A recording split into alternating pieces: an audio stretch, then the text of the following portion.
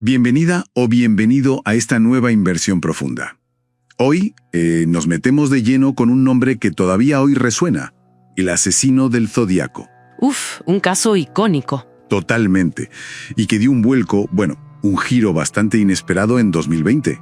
¿Recuerdas?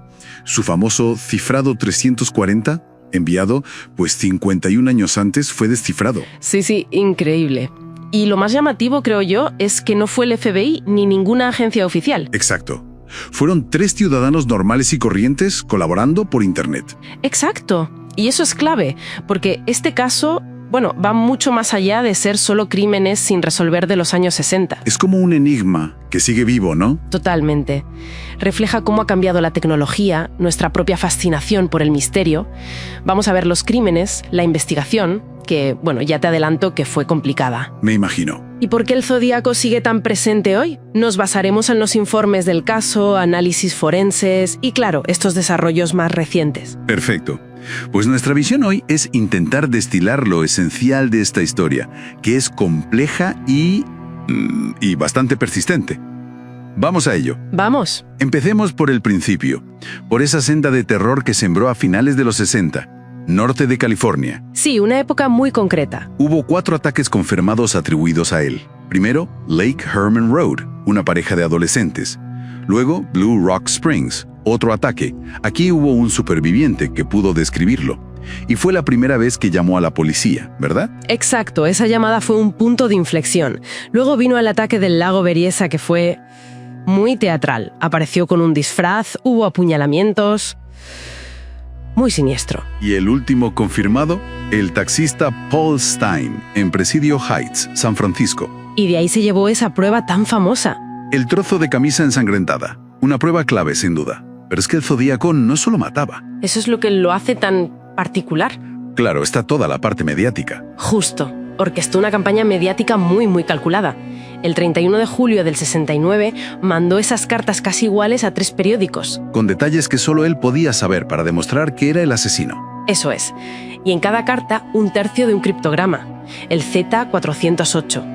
Y la amenaza, o lo publicáis o mato más gente. Poco después se bautizó a sí mismo. Les habla el Zodíaco. Y ese primer criptograma, el Z408, sorprendentemente se resolvió muy rápido. Sí, en una semana. Una pareja de profesores, Donald y Betty Harden. ¿Y el mensaje? Recuerdo que era bastante escalofriante. Sí, revelaba su supuesta motivación. Me gusta matar gente. Es mucho más divertido. Coleccionar esclavos para mi vida en el más allá. Una declaración de intenciones brutal. Que ya marcaba el tono de todo lo que vendría después. Hablando de lo que vino después, la investigación. Mencionabas que fue complicada. Complicada es quedarse corta. Fue, un caos en muchos sentidos. Reflejo de la época, quizás. Tenías múltiples departamentos de policía, distintas jurisdicciones. Y poca coordinación entre ellas, supongo. Muy poca. La ciencia forense, además, estaba en pañales comparada con hoy. El ADN para identificar a alguien era ciencia ficción. Las huellas dactilares a menudo no servían para nada. Y encima hubo errores, ¿no? Como con la descripción después del asesinato de Stein. Exacto, un error garrafal. La descripción inicial que se dio por radio era de un sospechoso negro, cuando Stein fue asesinado por un hombre blanco. Se corrigió, pero en esos minutos cruciales es posible que el Zodíaco se cruzara con la policía y lo dejaran ir por ese error. Increíble. ¿Con todo esto hubo sospechosos principales? Sí, porque se investigó a muchísima gente. Muchísima.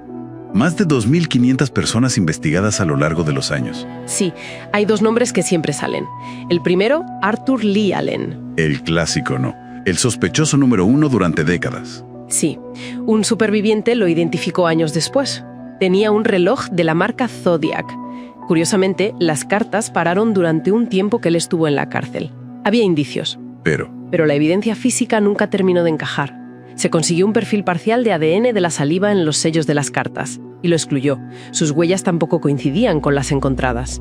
Murió en 1992 sin que se pudiera probar nada. ¿Y el otro nombre? Más reciente, creo. Sí, Gary Francis Post. Su nombre salió en 2021, propuesto por un grupo de investigadores privados llamados The Case Breakers. Ah, sí, los que se basan en cicatrices y anagramas. Exacto. Dicen que unas cicatrices en la frente coinciden con un retrato robot, que encontraron anagramas con su nombre en los mensajes cifrados y aportan algunos testimonios. Pero las autoridades no lo dan por bueno. no, oficialmente el caso sigue abierto. Las fuerzas del orden no han validado estas afirmaciones. Es un ejemplo perfecto de esa tensión que hay hoy en día entre la investigación ciudadana, con sus métodos, y la oficial. Y aquí es donde la tecnología moderna vuelve a entrar en juego, ¿no? Volvamos a ese cifrado 340. 51 años para descifrarlo. Sí, una barbaridad. Y lo consiguieron en 2020 David Orenchak, un programador estadounidense, Sam Blake, matemático australiano, y Jarl van Eyck, programador belga. O sea, 3 particulares. Exacto, usando software especializado como uno llamado Asset Decrypt y muchísima potencia computacional para probar, creo recordar, unas 650.000 transposiciones distintas. Hicieron lo que décadas de investigación oficial no lograron. Es impresionante el poder de la colaboración ciudadana y la tecnología actual. Totalmente. ¿Y qué decía el mensaje después de tanto misterio y tanto esfuerzo? Pues fiel a su estilo, era otra burla, algo como: espero que se estén divirtiendo mucho tratando de atraparme. ¿Qué personaje? Muy zodiaco, sí. Vale, la tecnología descifra códigos, pero ¿y el ADN? Hoy en día resuelve tantos casos fríos. No hay esperanza por ahí. Es la gran pregunta y por ahora la gran frustración. Casos como el del asesino del Golden State se resolvieron con genealogía genética, usando bases de datos públicas para buscar parientes. Claro. Pero con el Zodíaco el problema es el material de partida. Solo tenemos ese perfil de ADN parcial de la saliva en sellos y sobres. Es muy poco, está muy degradado por el tiempo. Y podría estar contaminado, supongo. Exacto. No es suficiente para usar la genealogía genética con fiabilidad. Sirve para descartar sospechosos, como se hizo con Allen, pero no para señalar a alguien con certeza. Es un callejón sin salida, de momento. Vaya. Así que el ADN no nos da la respuesta. Pero he leído algo sobre inteligencia artificial y análisis lingüístico de las cartas. ¿Qué hay de eso? Ah, sí. Y aquí la tecnología, en lugar de simplificar, quizás complica más la visión tradicional del caso. ¿Cómo? Un análisis lingüístico computacional bastante reciente estudió todas las cartas atribuidas al zodíaco y detectó un cambio de estilo estadísticamente significativo. Un cambio de estilo. ¿En qué sentido? No en las palabras rebuscadas o en la temática, sino en el uso inconsciente de palabras funcionales, cosas como artículos, el a, preposiciones por, para, esas palabritas que usamos sin pensar. Ya. Pues resulta que la frecuencia y el patrón de uso de esas palabras cambiaron de forma notable antes y después del asesinato de Paul Stine en octubre del 69. Interesante. ¿Y eso qué sugiere? ¿Qué? Pues da soporte a una teoría que lleva tiempo circulando, aunque siempre ha sido controvertida. ¿Y si las cartas no las escribió una sola persona? ¿Múltiples autores? La IA no dice fue fulanito, claro. Pero sí que cuestiona la premisa básica de que buscamos a un único autor para todas las comunicaciones del zodíaco. ¿Podría haber más de una mano detrás de esas cartas? Esto me recuerda a la hipótesis de Thomas Horan. La idea de que quizá el zodíaco como tal, como asesino único y autor único, nunca existió. Exactamente. Horan va un paso más allá y plantea: ¿y si los crímenes fueron cometidos por diferentes personas, sin conexión entre sí, al principio, y luego alguien, un tercero, quizá buscando notoriedad, escribió las cartas para unificarlos bajo esa firma, el zodíaco? Se basa en inconsistencias entre las cartas y los hechos policiales, ¿no? ¿Y diferencias en el modus operandi? Sí, en detalles que no cuadran en cómo actuaba en cada crimen. El análisis de IA, al sugerir múltiples autores para las cartas, indirectamente le da un poco de aire a esa teoría. La hace menos descabellado. Pero hay un problema gordo con esa teoría, ¿no? El trozo de la camisa de Paul Stine. Sin duda. Ese es el gran escollo. La camisa ensangrentada que el autor de la carta envió por correo conecta directamente al escritor de, al menos esa carta, con la escena del crimen de Stine. ¿Cómo lo obtuvo un simple bromista o un segundo autor que no estuvo allí? Es difícil de explicar. Complica mucho esa hipótesis. Muchísimo. Pero sea válida o no la teoría de Horan, nos obliga a replantearnos lo que damos por sentado. Mientras tanto, el zodíaco, se ha convertido en un mito. Totalmente. un icono de la cultura popular. Exacto. Inspiró al villano de Harry el Sucio. La película Zodiac de David Fincher es una obra maestra sobre la obsesión que genera el caso. Está por todas partes en el mundo del true crime. Quizás esa fue su verdadera victoria, por decirlo así. Podría ser.